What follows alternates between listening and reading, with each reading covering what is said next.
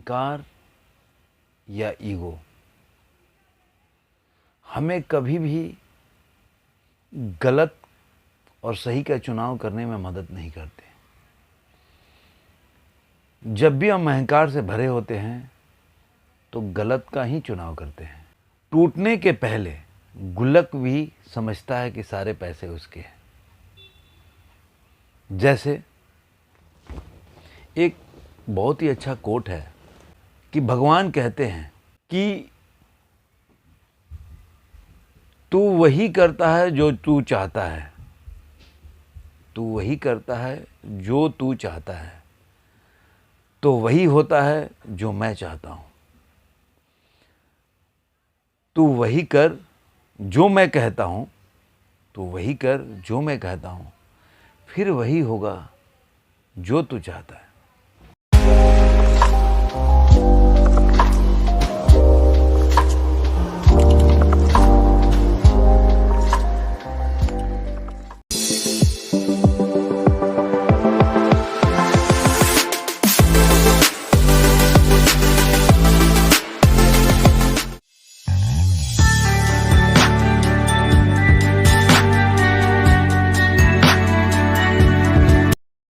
मैं कहानी से ही शुरू करता हूँ,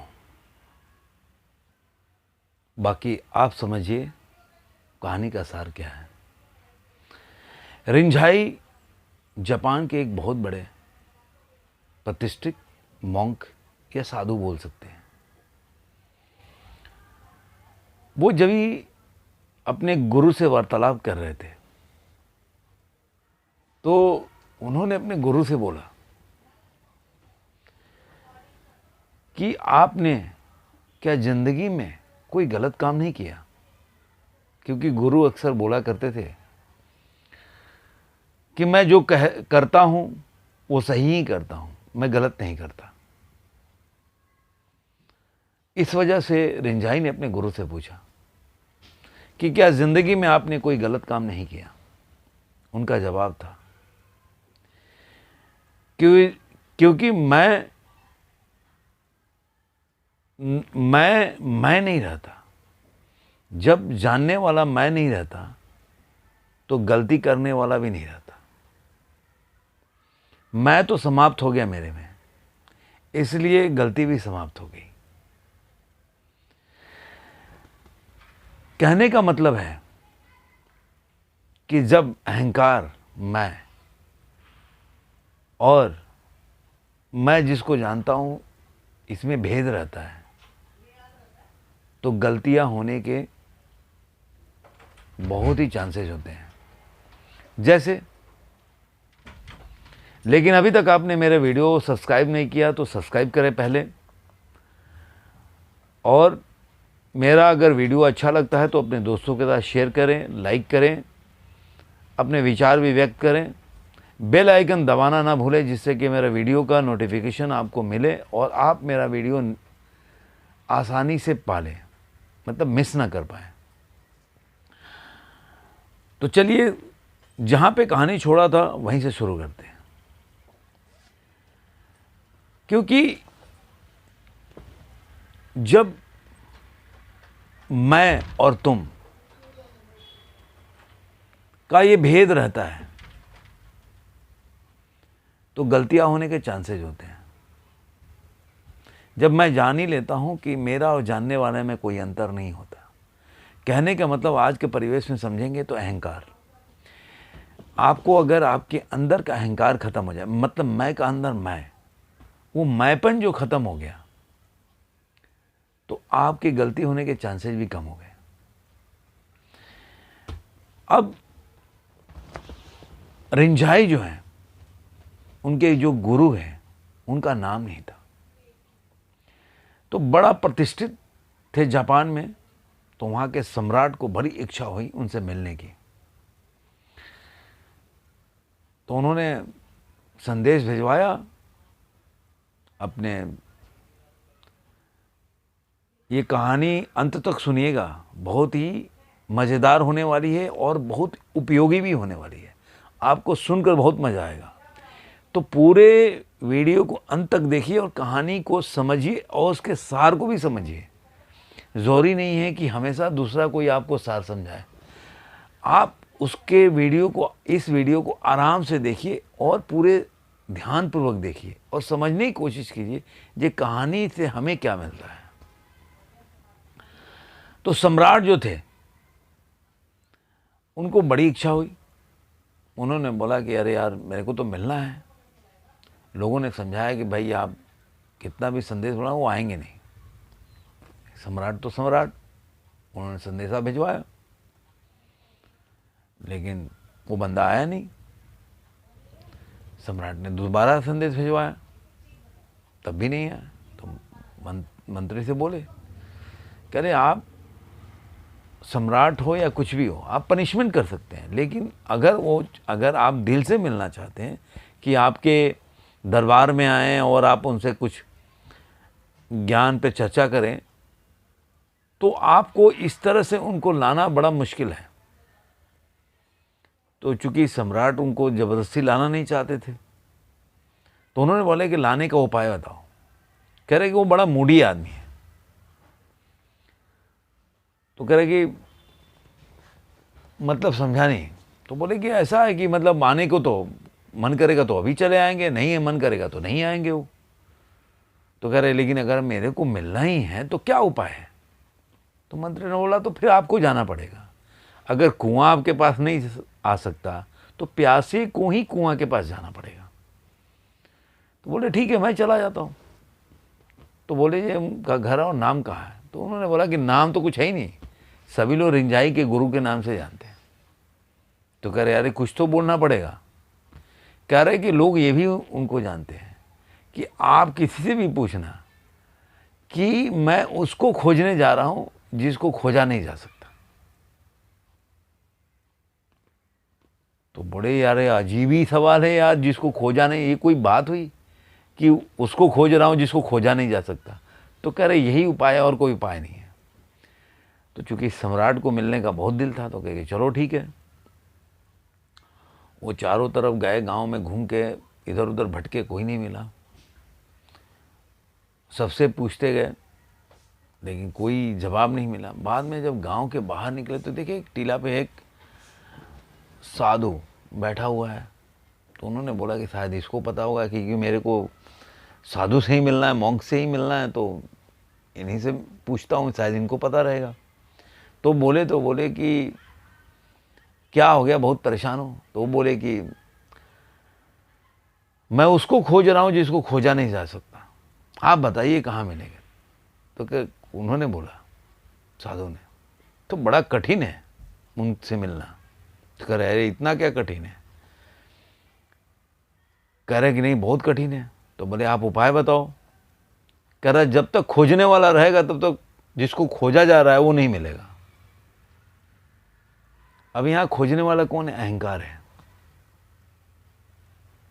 खोजने वाला कोई इंसान नहीं। मतलब जब तक मैं होता कि मैंने ये किया, मैंने वो किया, मैं सब कुछ कर सकता हूं, जब मैं में एक अहम जो आती है, ईगो,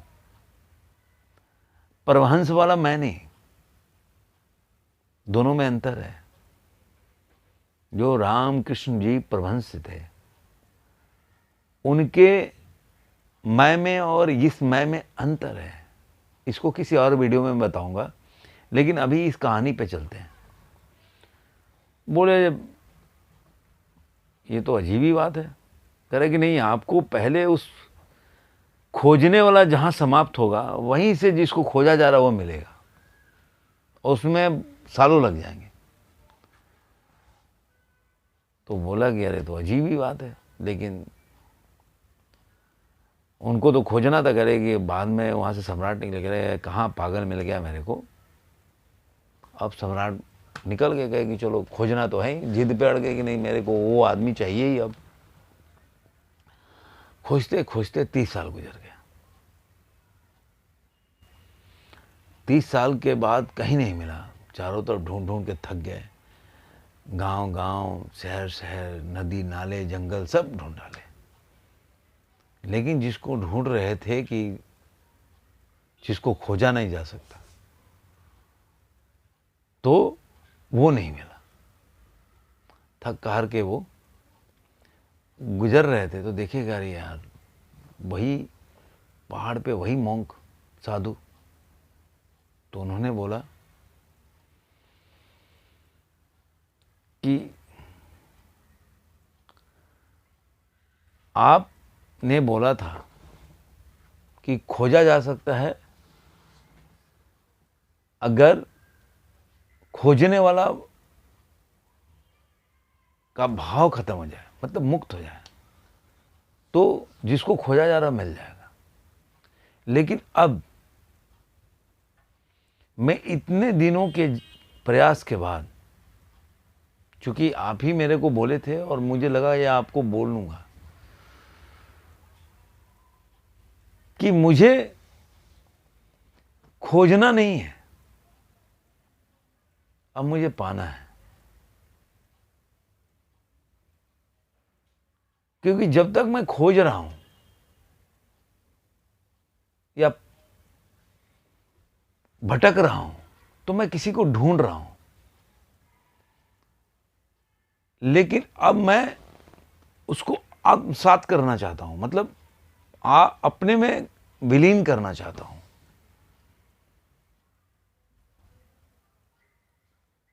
तो साधु ने बोला कि मैं ही हूं जिसको खोजा नहीं जा सकता। क्योंकि तुम्हारे अंदर का अहंकार ये खत्म हो गया कि मैं कुछ भी पा सकता हूं या कुछ भी खोज के निकाल सकता हूं, मैं ये कर सकता हूं, इसलिए सामने पड़ा भी चीज़ें दिखाई नहीं देता। अभी ये हमारी आंखों का भ्रम है कि सामने सब कुछ होती है, हमें दिखाई नहीं देता। हमारे दुखों का कारण भी यही है। जैसे कोई भी आदमी, जब किसी का डेथ होता है, आप शमशान घाट या दाह संस्कार में जाते हो, आप किसी से पूछो, सारा ज्ञान उसी समय उमड़ पड़ता है, दूसरे दिन गायब हो जाता है। क्योंकि हमारे सामने चीजें होती हैं, भगवान क्षणिक प्रकट भी करती है, लेकिन हम उसको आत्मसात नहीं करते, अनुभव नहीं करते, अपने को रिलेट नहीं करते, शब्दों के साथ समझने के प्रयास करते हैं। और शब्द, जैसे शब्द विलीन होते हैं वैसे फीलिंग्स भी आपकी विलीन हो जाती हैं, क्योंकि शब्दों के साथ आपकी फीलिंग पैदा होती है, फीलिंग से शब्द नहीं पैदा होते। अभी किसी का जल गया, उसने अपने शब्दों से बताया, जिस समय शब्दों का भावार्थ खत्म हो जाएगा तो उसका दर्द का एहसास भी खत्म हो जाएगा। लेकिन वही दर्द अगर आपको होगा तब आप शब्दों में उसको बयां कर सकते हो, भले दूसरे को समझ में नहीं आए, लेकिन वो आपको महसूस होगा, क्योंकि वो फीलिंग है, आपकी अनुभूति है, अनुभव है। तो जब भी आप अहंकार के चश्मे से पड़ जाएंगे, दुनिया को देखेंगे, आप कभी भी न सही चीज का आकलन करेंगे, न सही चीज का परिकल्पना करेंगे, एक भंवर में बन जाएंगे। जैसे आसमान का रंग नीला नहीं होता है, आसमान रंग विहीन होता है, लेकिन हमें नीला दिखाई देता है। क्यों? उसके बीच में इतनी हवाएं, तरंगे चलती हैं, जिसके कलर से हमें उसका आभास होता है कि आसमान नीला है, लेकिन ऐसा है नहीं। तो आप मानो कि अहंकार ही हमें भ्रम पैदा करता है, जो चीज नहीं है, मतलब जो मैं नहीं हूं, वो मेरे में आत्मसात कर लेता हूं मैं, कि मैं ही सब कुछ हूं। यहां से सारी परेशानियां और दुख शुरू होता है। जिस दिन आप मान लेंगे कि मैं नहीं हूं, सब लोग हैं, केवल मैं ही समाज में नहीं जीता, केवल मेरी ही प्रॉब्लम नहीं है, समाज में औरों लोगों की भी प्रॉब्लम है, उस दिन से आपके जीवन का जीने का ढंग अलग हो जाएगा। सभी के पास समस्याएं हैं, आपके पास भी हैं। सभी के पास ज्ञान है, आपके पास भी है, सभी पढ़ते हैं, आप भी पढ़ते हैं। जिस दिन आप इसको बैलेंस कर लेंगे उस दिन आपके जीवन के जीने का ढंग अलग होगा और एक देखने का नज़रिया भी अलग होगा और आपको आत्म शांति जरूर मिलेगी।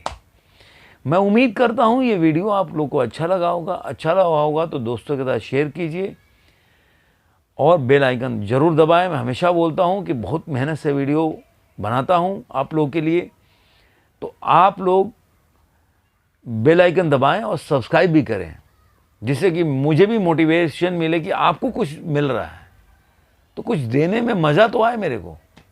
धन्यवाद दोस्तों, फिर मिलेंगे किसी और वीडियो में किसी नए विचार के साथ।